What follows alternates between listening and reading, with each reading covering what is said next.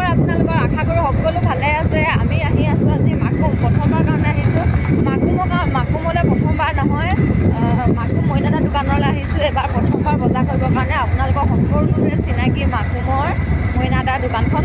আৰু মই যিহেতু এবাৰ প্ৰথম গৈ আছোঁ বজাৰ কৰিবৰ কাৰণে, আপোনালোকে ভিডিঅ'টো চাই থাকিব আৰু কি লওঁ কি নলওঁ আৰু কিনো বজাৰ কৰিব গৈ আছোঁ, কি লৈ আছোঁ সকলো চাই থাকিব, দেখাই থাকিব আপোনালোকে ভিডিঅ'টো শেষলৈকে চাই থাকিব। আমি পাই গ'লোঁ এতিয়া ফিলবাৰী বাগানৰ ৰাস্তা। এয়া চাওকচোন, ইমানেই লেতেৰা নহয়, ৰাস্তাটো ইমানেই বেয়া আৰু এইডোখৰ জেগাতহে গাড়ী বেছি ভিৰ মাৰিবলৈ পায়।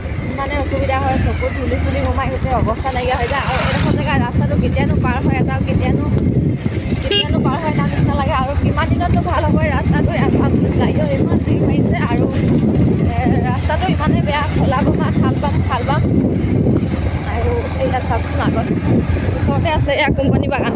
বেয়া ৰাস্তা পাৰ হৈ এতিয়া আমি ভাল ৰাস্তা পালোঁহি। এয়া ফিলবাৰী টাউন আৰু এইডোখৰ জেগাতে থাকিলোঁ দুবছৰ দিনকৈ জেগাডোখৰ এতিয়াও আপোনালোকৰ নিচিনা লাগি থাকে। এইয়া আমাৰ ট্ৰেক্টৰ দাদা কি খবৰ? তো গাইছ আজি মাকুম পাই গ'লোহি। যিহেতু আমি এই দলংখন মাৰিকিনে ঘূৰি আহিবলগীয়া হ'ল, আকৌ দলংখনৰ পৰা